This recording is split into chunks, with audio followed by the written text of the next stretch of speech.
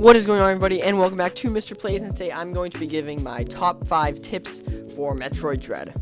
So I've played a good amount of the Metroid game. It's a lot of fun, and I feel like I've got a pretty good sense of what is really helpful in this game and some good tips as to how to advance the game and how to just play good.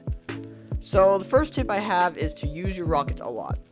So this first tip is pretty simple, and it may seem pretty obvious, but your rockets are so easy to come by. You're just gonna use them against all enemies, bosses, normal enemies, mini bosses, all just different types of enemies. Whenever you defeat an enemy, you also get some rockets. There are plenty of ways to also get rockets during boss fights. Against bosses, my number one strategy, I just absolutely spam rockets.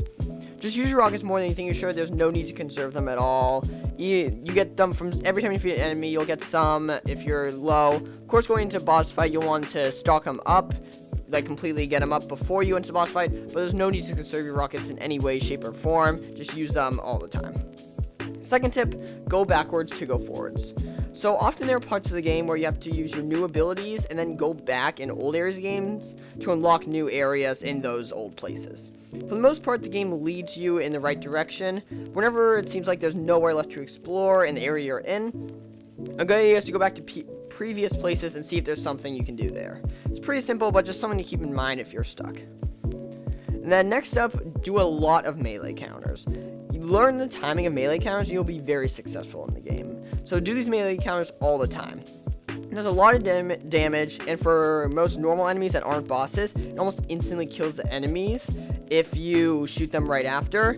And you also get more energy and rockets when killing the enemy if you use a melee counter than just normally killing them. Melee counters are a very effective way to fight an enemy without having to shoot them, which is cool. They are also very important against bosses because they do a lot of damage and often enable Samus to enter a sort of cutscene and then shoot the enemy a lot without having to put in much effort. Also, some bosses have a part where you need to land a counter or two before you can beat the boss. So getting good at these is really essential in some parts of the game to be able to advance. And then fourth tip I have is to shoot everything. And by everything, I mean shoot everything. Shoot enemies, shoot walls, shoot doors, shoot bosses. I often even shoot parts of walls with rockets to try and expose to see what type of block there is there and how I can get through it. Oftentimes you'll see like there's nowhere to go. All you need to do is shoot at a wall to expose an entryway to another room or area.